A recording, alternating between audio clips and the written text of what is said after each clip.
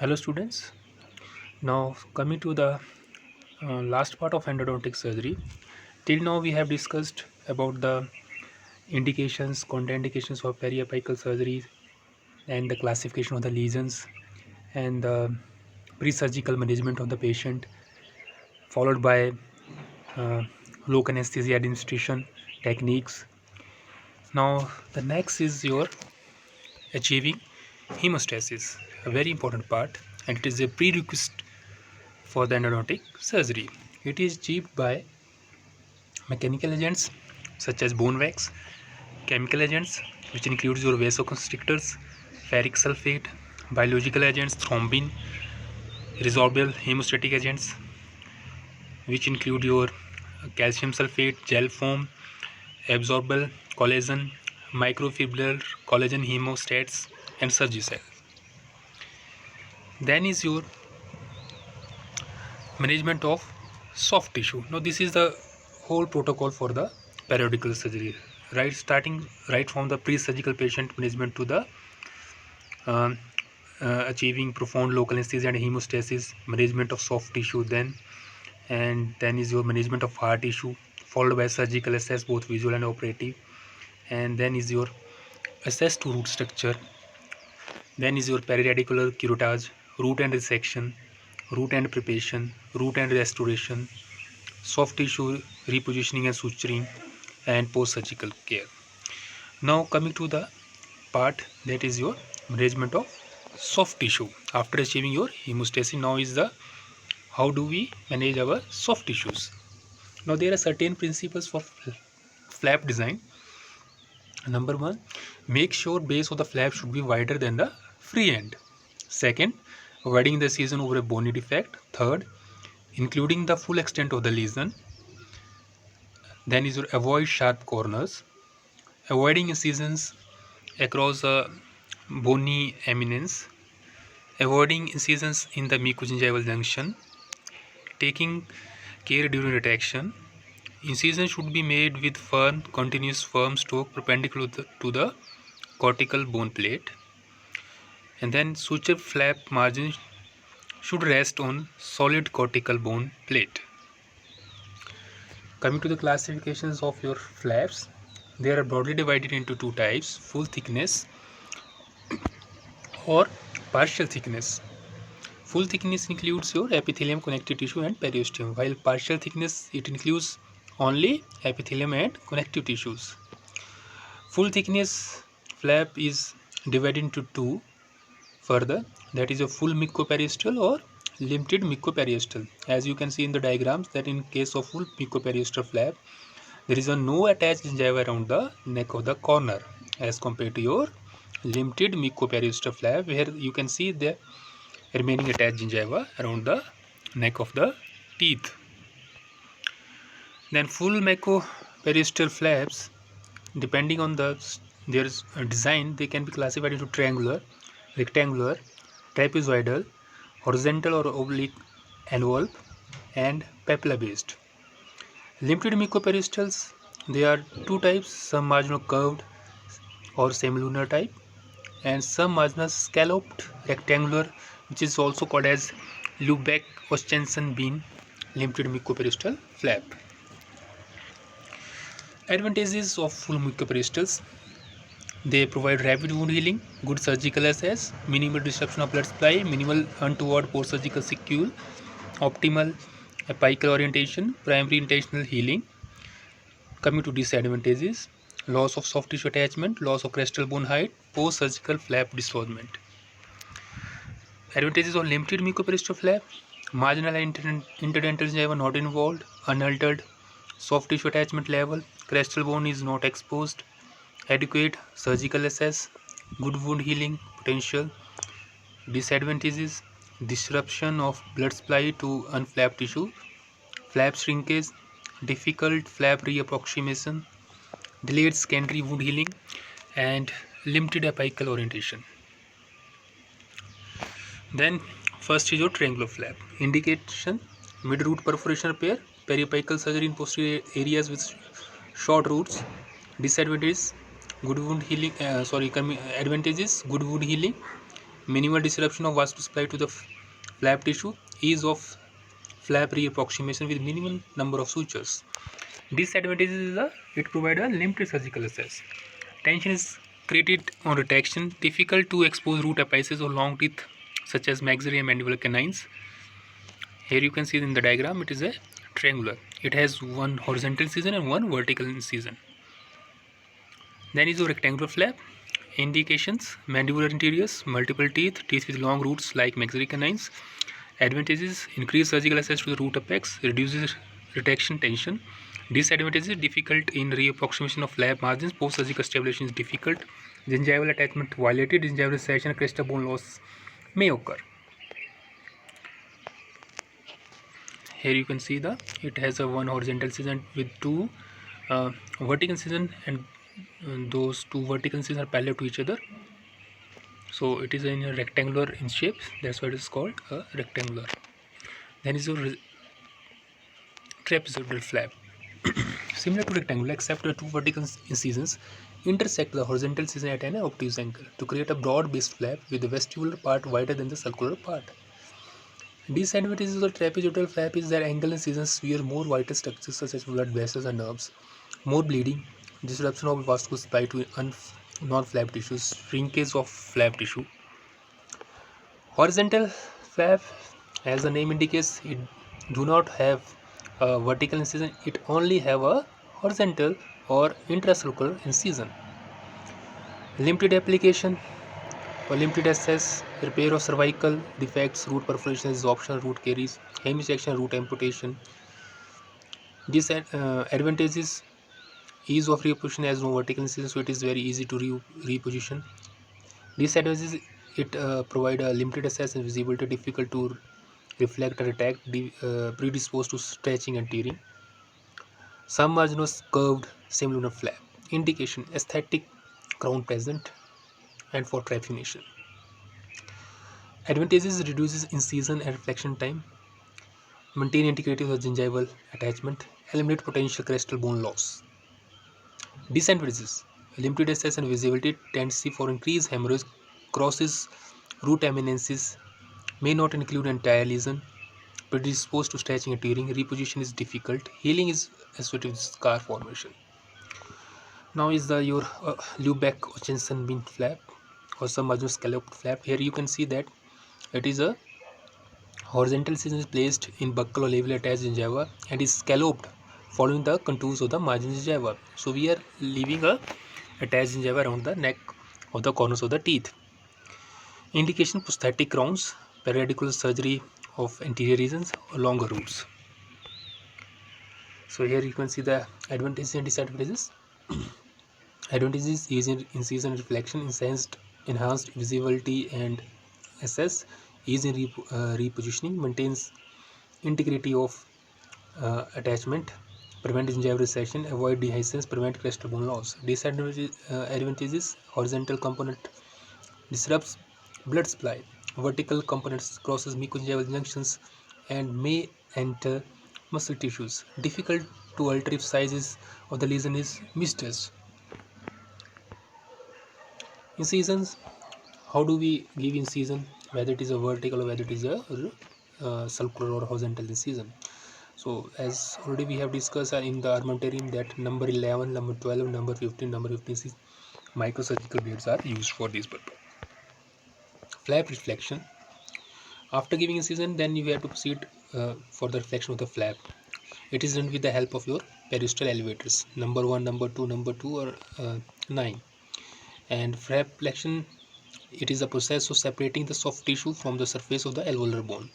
This is begun in the vertical incision a few millimeter apical to the junction of the horizontal and vertical incision. Here you can see in the picture also that we are placing your periosteal elevator at the junction of vertical or horizontal incision a few millimeter toward the vertical.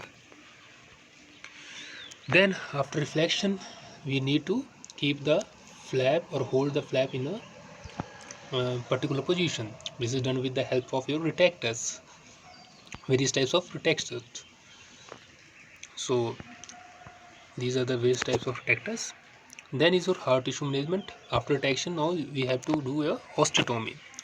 we have to create a channel or pathway into the cortical bone to expose your apical root end.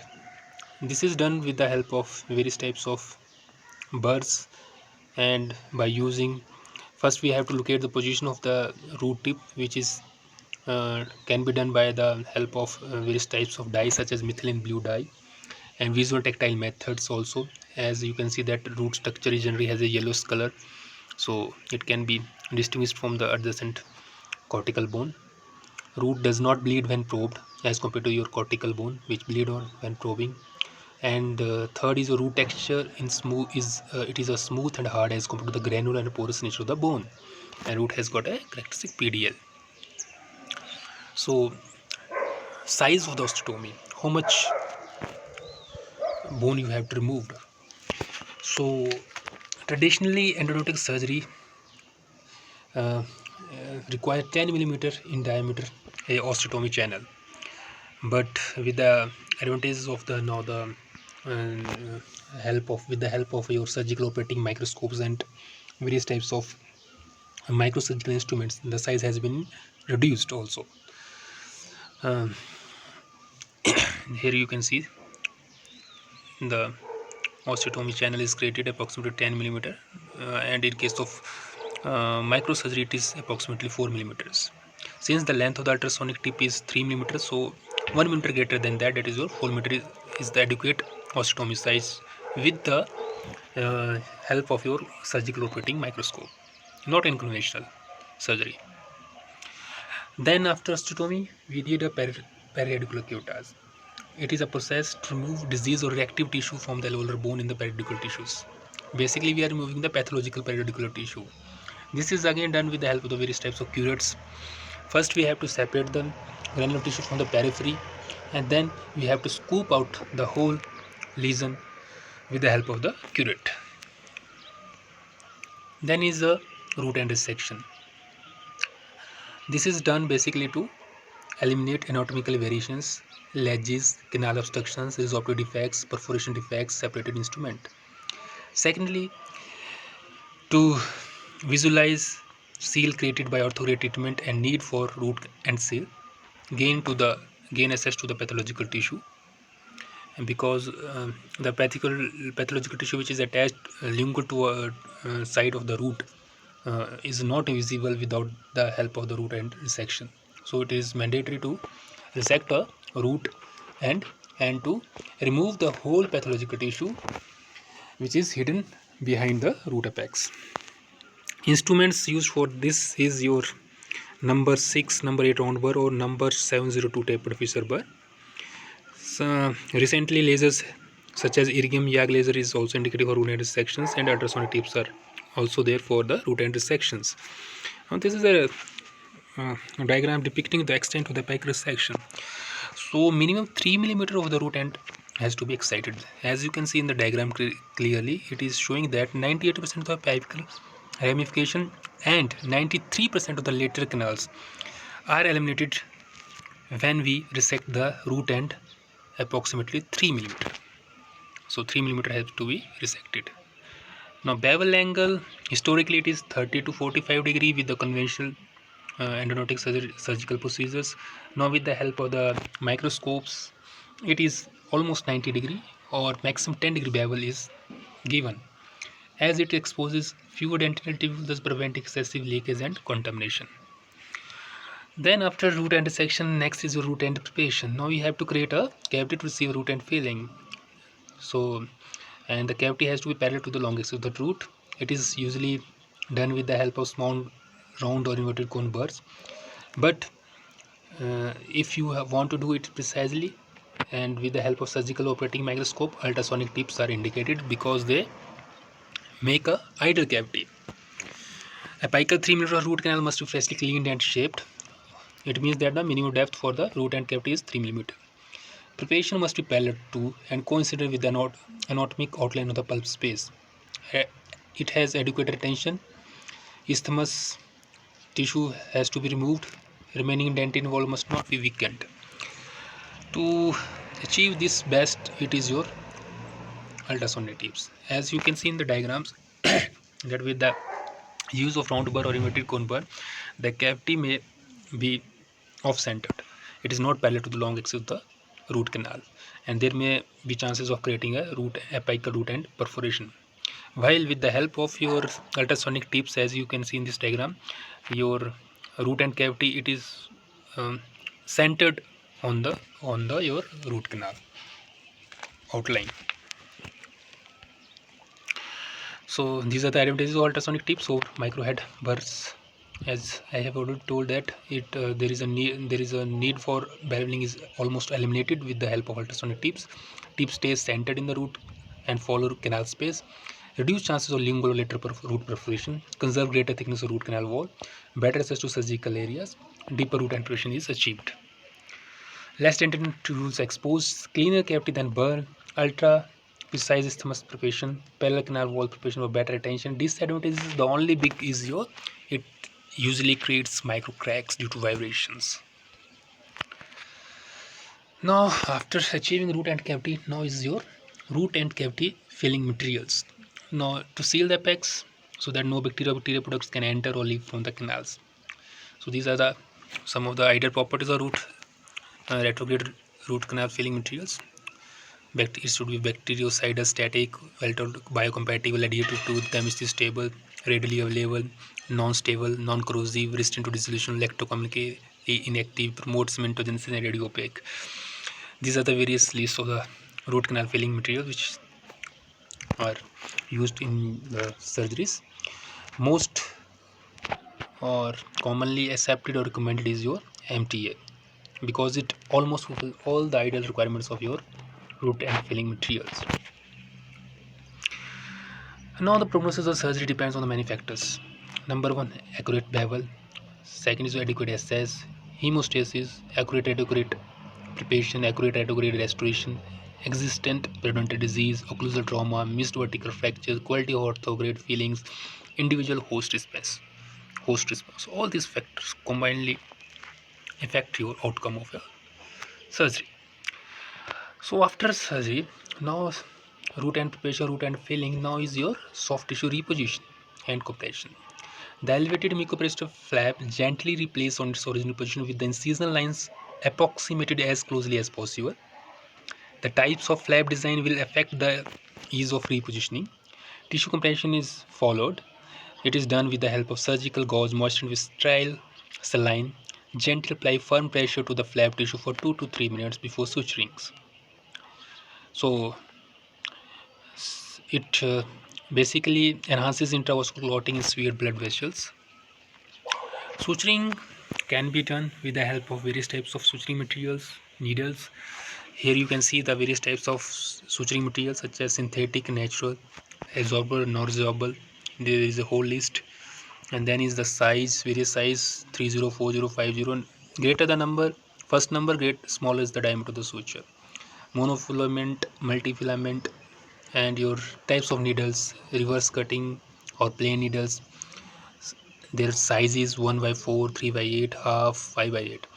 So most useful or most recommended is your 30 silk suture with reverse cutting needle. That may be your 3/8 or half. These are the various such suturing techniques. Mostly which we use in endodontic surgery is yours single interrupted suture and continuous interrupted loop interdental suture. Post following suturing, what are the post operative instructions given to the patient? Do not lift up lip or pull back the cheek to look where the surgery was done. A little swelling or bruising phase may be evident, which may last for a few days. Do not drink alcohol or use tobacco for next 3 days. Have a good soft diet. Drink lot of liquids for first few days after surgery. Place an ice bag on face where the surgery was done. Leave it for 20 minutes. Take it for 20 minutes. Continue this for 6 to 8 hours. Followed by hot mouth holds after 24 hours. Saline holds.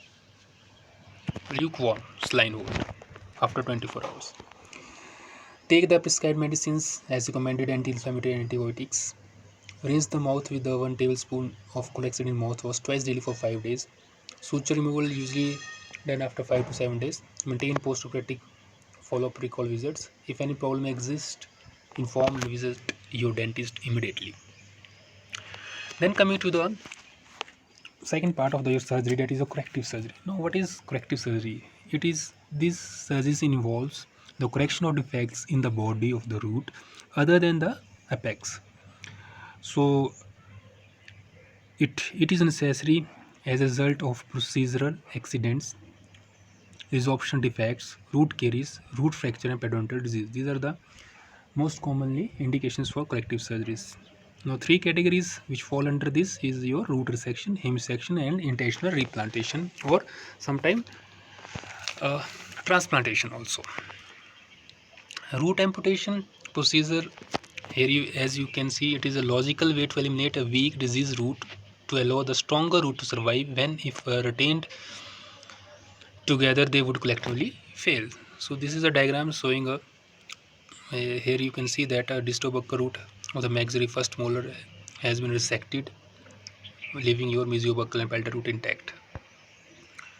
Distance between the pulp chamber floor and coronal aspect of the root separation is 3 mm.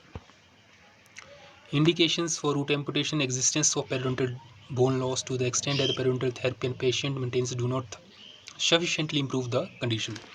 Resection of a root through resorptive process, caries, or mechanical perforations. Surgical inoperable roots that are calcified, contain separated instruments, or grossly curved. Fracture of one root that does not involve the other. Condition that indicate the surgery will be technically feasible to perform and the prognosis is reasonable. Contraindications for root amputations: lack of necessary osseous support for the remaining roots, fused roots, remaining roots are endodontically inoperable, and lack of patient motivation to properly perform home care procedures. Then is a hemisection. Hemisection is defined as the separation of multi-rooted tooth and the removal of the root and associated portion of the clinical crown. So here the clinical crown along with the root is completely removed.